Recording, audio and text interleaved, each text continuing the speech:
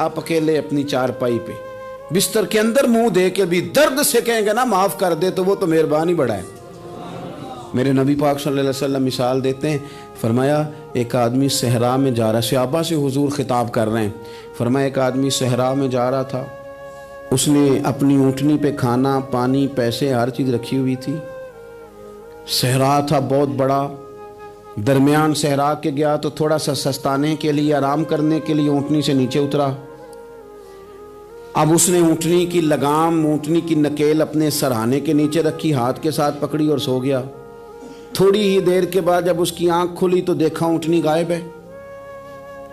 صحرا میں وہ پیدل نہ آگے جا سکتا ہے نہ پیچھے جا سکتا ہے، نہ دائیں نہ بائیں، کھانے کو روٹی نہیں، پینے کو پانی کا قطرہ نہیں، تھوڑا ادھر بھاگا ادھر بھاگا، تھک گیا۔ کریم محبوب فرماتے ہیں وہ پوری طرح نڈھال ہو گیا اور مایوس ہو گیا، معاذ اللہ، مایوس ہو کے دوبارہ اسی جگہ آ کے لیٹ گیا جہاں پہلے لیٹا تھا، انتظار کرنے لگا کہ اب موت ہی آئے گی، آخری وقت ہے، اب نہ میں پیدل یہ صحرا کراس کر سکتا ہوں، نہ پیچھے جا سکتا ہوں، نہ کھانا ہے نہ پانی ہے، سوائے موت کے کوئی سہارا نہیں۔ حضور فرماتے ہیں وہ رستے میں دوبارہ لیٹ گیا، اچانک اس نے رخ بدلا تو اونٹنی سامنے کھڑی تھی۔ حضور نے صحابہ سے پوچھا بتاؤ نا اسے بھلا کتنی کو خوشی ہوگی؟ یا رسول اللہ جی سے نئی زندگی مل گئی ہے۔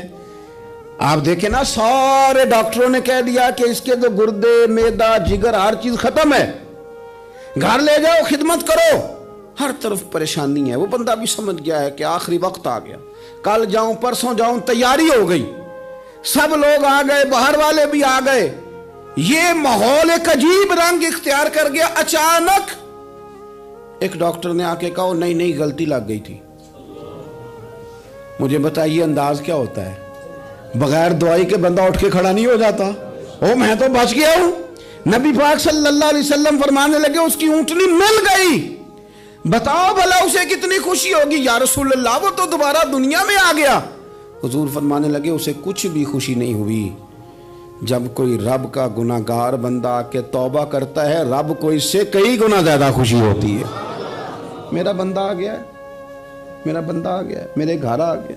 اس نے آنسو بہائے ہیں، اس نے کہا اللہ میں تیرا ہی ہوں، تیرا ہی رزق کھاتا ہوں، تیری ہی زمین پہ رہتا ہوں، تیرے نام سے میری سانسیں چلتی ہیں۔ وہ آ گیا۔ فرمایا اس اونٹنی والے سے زیادہ رب کو خوشی ہوتی ہے جب گناہگار آ کے توبہ کرتا ہے۔ گناہگاروں کے آنسو اس کی بارگاہ میں بڑے مقبول ہیں، لیکن ہم رسم ادا کرتے ہیں، توبہ نہیں کرتے۔ ہم اپنے آپ کے ساتھ دھوکہ کرتے ہیں، جھوٹ بولتے ہیں۔ اللہ تبارک و تعالی اپنے بندوں کے حق میں رحمت والے فیصلے کرتا ہے، درگزر والا معاملہ فرماتا ہے۔ جگہ جگہ قرآن مجید میں اللہ تعالیٰ نے اپنے بندوں پر رحمت کرنے کا ذکر فرمایا ہے۔ ان اللہ یغفر الذنوب جمیعا، فرمایا بے شک رب تمہارے سارے ہی گناہ معاف فرما دے گا، تم نا امید نہ ہونا، وہ معاف کر دے گا تمہیں۔ قرآن مجید میں فرمایا ان اللہ بالناس لرؤوف الرحیم، بے شک اللہ اپنے بندوں پر بڑا ہی مہربان اور نہایت ہی رحم کرنے والا، رؤوف اور رحیم ہے، بڑا مہربان ہے، کرم فرماتا ہے۔ اللہ تعالیٰ اپنے بندوں سے بڑا جلد راضی ہو جاتا ہے۔ ماں پیار کرتی ہے اپنے بچے سے، لیکن وہ ناراض بھی ہو جاتی ہے بعض چیزوں پہ، بعض معاملات اس کا دل بھی دکھاتے ہیں، بعض جگہ وہ رو کے یہ بھی کہتی ہے کہ تو نے میری محبت کا کوئی نتیجہ نہیں مجھے دیا، میری ساری کمائی تو نے ضائع کر دی۔ والد بہت ساری جگہوں پہ ناراض ہوتا ہے، شکوہ کرتا ہے، کہتا ہے میری بیماریوں کی، پریشانیوں کی، بڑھاپے کی، کمزوریاں کا سبب بیٹے تو ہی بن گیا، یہ ساری تکلیفیں تو ٹھیک ہو جائیں تو میری شاید عمر بھی بڑھ جائے، صحت بھی ٹھیک ہو جائے، میں زیادہ دیر جوان رہ سکوں۔ ناراض ہوتے ہیں ماں باپ۔ اسی طرح ماں باپ راضی بھی ہو جاتے ہیں،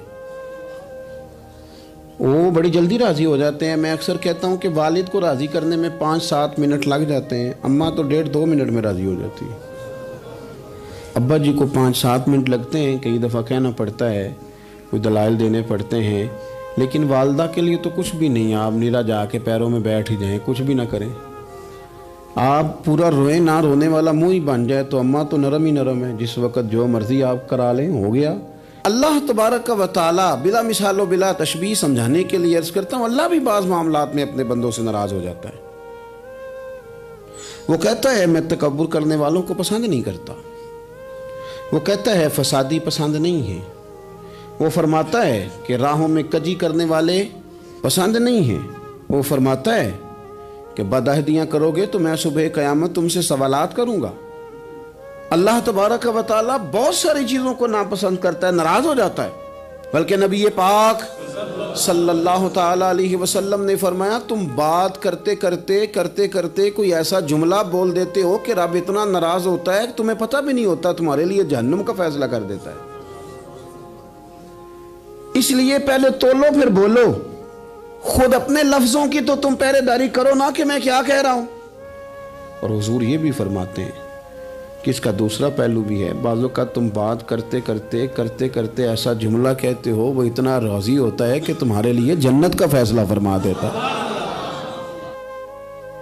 ان کاموں کی طرف بڑے جن سے اللہ راضی ہوتا ہے۔ میرے نبی پاک صلی اللہ تعالی علیہ وآلہ وسلم نے ارشاد فرمایا، بعض احادیث میں لفظ یہ ہیں کہ اللہ اپنے بندوں کو دیکھ کے مسکراتا ہے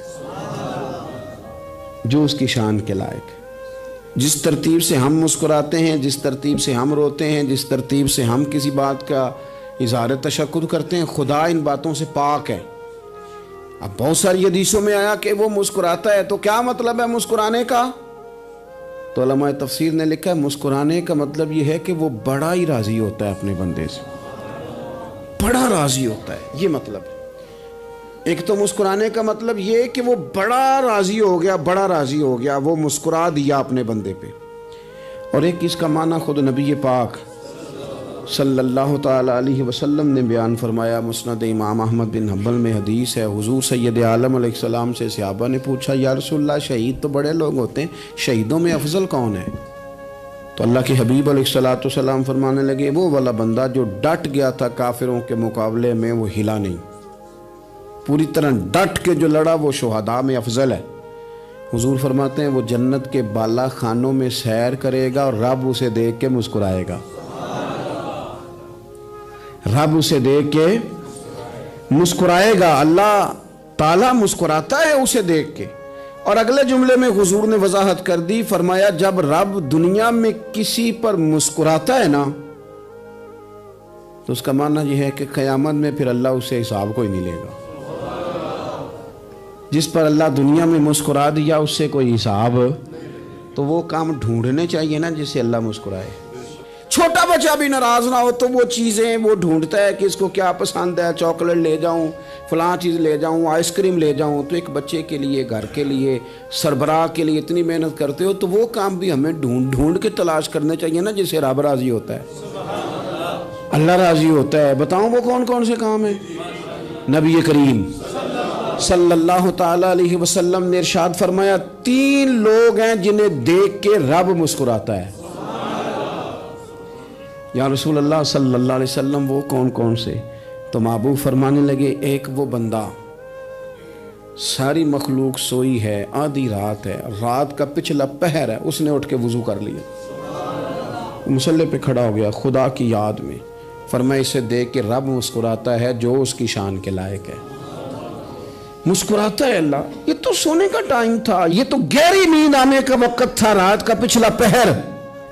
اور سننا میرے بھائی، میرے نبی پاک صلی اللہ تعالی علیہ وسلم فرماتے ہیں جب مسلمان نماز کے لیے صفیں بناتے ہیں نا، ترتیب لگ رہی ہوتی ہے، اب اللہ کی بارگاہ میں کھڑے ہوں گے، قیام کریں گے، رکوع کریں گے، سجود کریں گے، فرمایا جب مومن صفیں بناتے ہیں تو رب دیکھ کے مسکراتا ہے،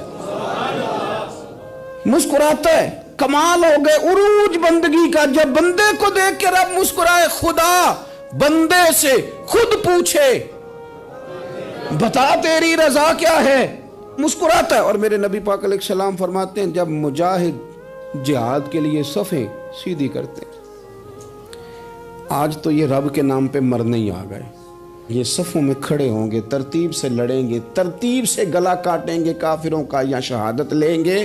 فرمایا جب جہاد کے لوگ صفیں بناتے ہیں تو رب انہیں دیکھ کے مسکراتا ہے۔